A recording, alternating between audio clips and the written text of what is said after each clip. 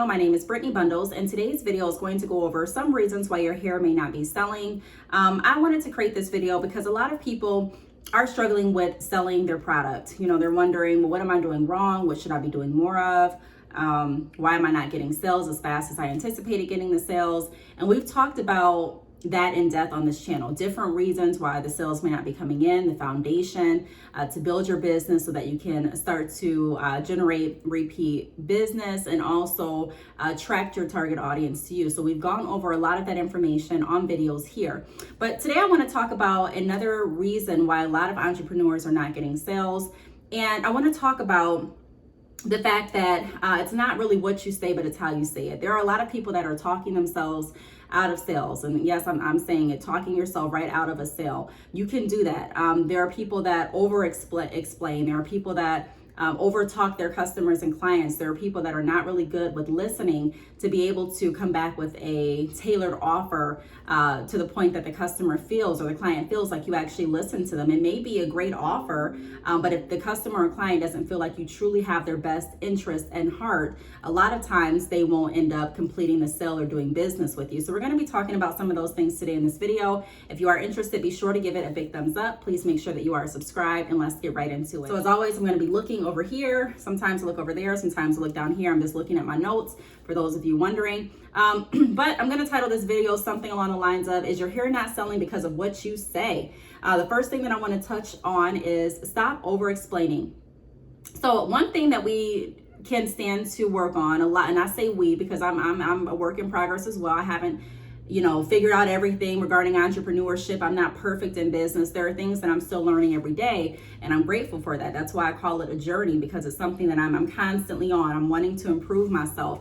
And so one thing that I've noticed a lot of entrepreneurs doing when I'm sitting back and just listening to different conversations, maybe even in the grocery store, or listening to different conversations in a pop-up shop, or listening over the phone when people are placing me on hold and they're still working with their clients via, in the salon, or they're working with their clients, someone that came to their house to pick up hair or a wig or whatever the issue may be, or the circumstance, may be. I'm hearing different conversations, and a lot of times we're over explaining to the point that we're talking ourselves out of the sale.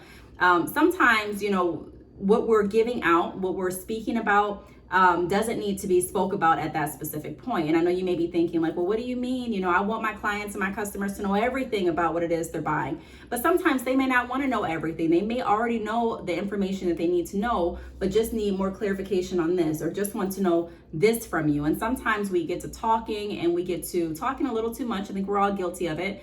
And it can talk us right out of a sale. So I'm saying don't do information overload like this. For example, say someone comes to you, or they call you or email you, and they're like, hey, I'm looking for a vacation here. And you talk back and forth, and you ask some questions to figure out what their idea of vacation here is, because everyone has a different idea. Some people consider vacation here straight bundles. Some people consider vacation here deep wave. Everyone has a different idea of what they want their vacation here to be. So once you ask the questions, and you say, okay, hey, based on what you told me, you're looking for deep wave extensions.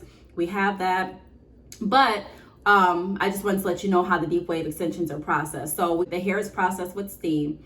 There's no chemicals added, and typically I use this shampoo and conditioner to make the curls pop. And if you don't want the curls to pop, then I'll go ahead and recommend you using this. And what I like to do is I like to wear the hair straight. So I'll also go ahead and put heat protectant on it, straighten it out. Also, another popular texture that we're getting in a few months is this. And when we get this texture in, it may replace the texture that you're ordering today. I just want to give you a heads up. And then also, I did a poll for my business last week, and a lot of people are really loving body wave over deep wave now. So I didn't know if you wanted to try body wave over deep. So you're not saying anything wrong. In that example, you're actually giving great information. But if that customer or that client was in a rush, or if that customer or that client just didn't want to hear it, you could turn them off by talking. That's why it's really important to have kind of I don't want to say a partner, but someone in business. I call them like a business buddy, where you can shoot different ideas off of them. I'm blessed that my husband's an entrepreneur, so I can shoot different ideas off of him. He can shoot different ideas off of me. I'm blessed that I have friends that are entrepreneurs, so I can shoot different ideas. And not saying that you only have to shoot ideas with entrepreneurs, but I'm saying that, a lot of times when people are in business, they're interested and they know a little bit about what you're referring to and what you're talking about. Maybe they've gone through the same circumstance or the same type of experience that you're dealing with, or maybe they had knowledge in this area that you didn't have, or they can give you advice based on what they've gone through or what they're anticipating to go through. So sometimes it's really important to make sure that we're monitoring what we're saying, what information we're giving, because in that scenario, the customer didn't ask how your hair was being processed. They didn't ask about the washing instructions or the care instructions. More than likely, they're going to receive that if you have your business set up in a way to send out care instructions for your clients, whether it be via your business card or I'm doing a blank right now, but I do hang tags, whether you send the information out via email, but that should be something that you send out to them. Not everyone wants to sit on the phone or in person with you for about 30 minutes or an hour and talk about something that they know that they're going to purchase or that they want to purchase right then and then efficiently. Sometimes, even me, I have avoided going into certain stores because I knew the interaction was going to be very long, because I knew that the person there was going to be very long-winded based on previous interaction. So it's really important to make sure that you are checking yourself and not over talking and providing information overload on things that your customer and client didn't ask about, and things that really could be left unsaid unless they have an additional concern about it. The next thing that I want to point out is seek to understand. There are a lot of entrepreneurs that are not seeking to understand what their customer and client really wants. They are in a rush. They're trying to hurry up and get this customer fulfilled and satisfied in this order process, and then they're on to the next. There's nothing wrong with working efficient for your business and wanting to make sure that you can assist as many people as possible. But it is a disservice to our customers and clients when we're not really seeking to understand, when we're listening, but we're not really listening to get a full understanding of where they're coming from. So seek to understand. If someone says, hey, I'm looking for extensions that I can use or wear for 3 months on end, what do you recommend? You want to understand, so asking more questions to fully get a deeper understanding of what they're looking for. So so I know you're looking for extensions that you can wear for 3 months. Tell me a little bit about the type of style you're going for. Tell me a little bit about the maintenance that you are wanting to contribute to the hair extensions that you're purchasing. You may even want to ask if you're running a certain discount on a texture or something like that. Tell me a little bit about the price range that you are looking to stick within.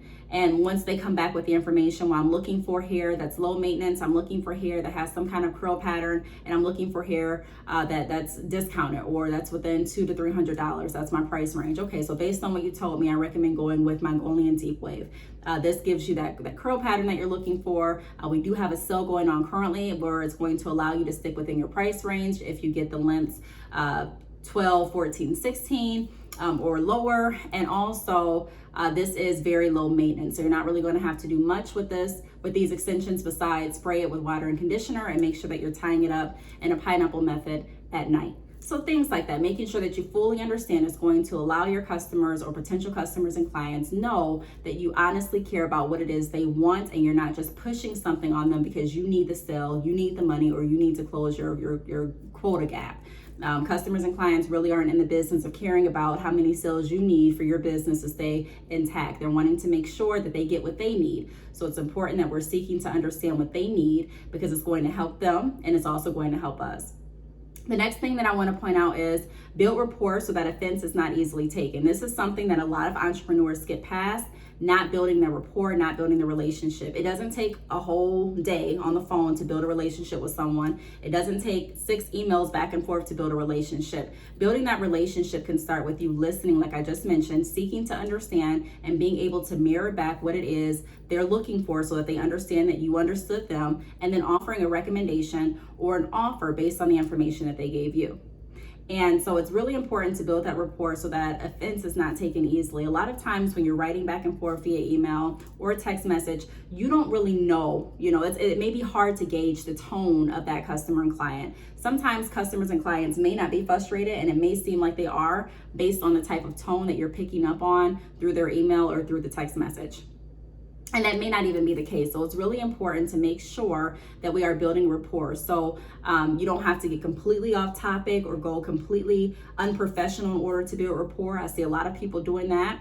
You don't want to do that. I still keep my professional stance, but I am able to communicate in a way where I'm acknowledging any background noise that I may hear on the phone. Hey, is that your child? Is that a baby? Oh, okay. Well, how old is your baby? 2. Oh, I remember when my son was 2 years old. And then doing something to direct the conversation back. So I remember when he was 2 years old. Now he's 12 years old. And so what I like to do is I like to put him to work. I like to allow him to sit on the side of me with some interactions and be able to follow along so that, eventually he'll be able to start his own business too. And so one thing that I offer is business consultations. And I do offer consultations so that I can offer or recommend business action steps to entrepreneurs, upcoming entrepreneurs like my son, and also established entrepreneurs like myself. Do you know anyone or have you spoken to anyone that may be interested in starting a business? If so, be sure to reach out to me directly. I want you to have a direct contact. I'll be more than happy to speak with them. And so before going on and on and on so that we avoid information overload, that's a way to build rapport. We're talking about something that didn't necessarily stem from business. So we started off, talking about business. We, in the middle of the conversation, I spoke about their child or, baby that I heard in the background. I was able to relate it. So finding relation.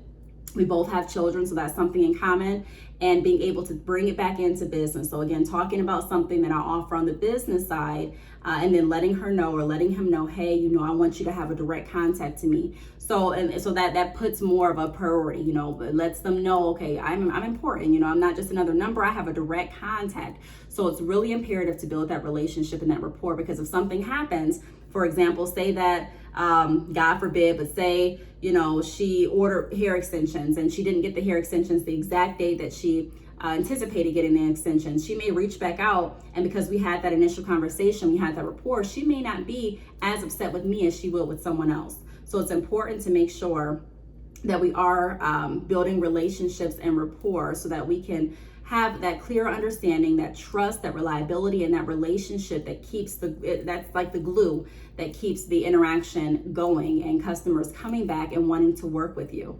The fourth point that I want to touch on is offer and be prepared to demonstrate. So show pictures of your products. A lot of times I see entrepreneurs losing sales because they're not willing to demonstrate or show what it is they're referring to. So if a customer or client is wanting to know, hey, you've explained Mongolian Kinky Curly, but I still don't have a clear view of how it's going to look once I actually receive it. Do you have any pictures? Or that would be my opportunity to show them via a Zoom call or FaceTime, or sending pictures via text message, or even referring them to my social media or website, what the hair looks like. Also having a guide on your phone as to lengths. So where the deep wave is going to hit someone that may be 5'8" if they ordered 16 inches, or where, and this is just a guesstimate because everyone's body and, neck and shoulders and back, everyone's proportioned differently, but there are different graphs that you can Google or download from Google that will give you an estimate of where hair extensions will fall on you based on your height and the length that you're ordering and the texture. So that may be something that you want to download too, to be able to show a visual of what it may look like for your customers and clients. So being able to show and demonstrate is going to also help to secure more sales, because your customer and client can allow more confidence to build up based on them actually seeing what it is they're purchasing and not just hearing you describe it. Some people will be okay with the description, but some people are visual. They want to actually see. So it's really important to have hair on hand. Even if you're not having a whole inventory, I strongly recommend having some hair on hand for those customers and clients that are going to want to see the hair extensions visibly. They're going to want to see it either via Zoom, FaceTime, picture, something like that. And then the last tip that I have is rephrasing. So a lot of us are talking ourselves out of business. And not just that, but we could have avoided that by rephrasing what we said. So not really changing the core of the message, but how we deliver the message. So sometimes it's not about what we say, it's how we say it. You can have a customer that reaches out and they may say, hey, I was just calling or reaching out to see what your shipping time frame is. And you can reply back and say, well, it's on the website.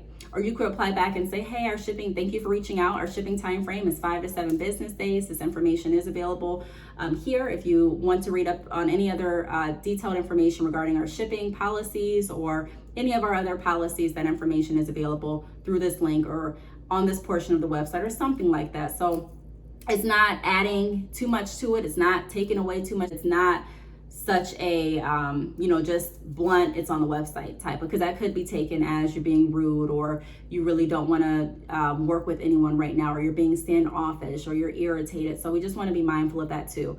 But those are some points that I wanted to touch on in today's video. If you have any questions, feel free to leave them down below. Thank you so much for watching, and I'll see you all in the next video. Bye.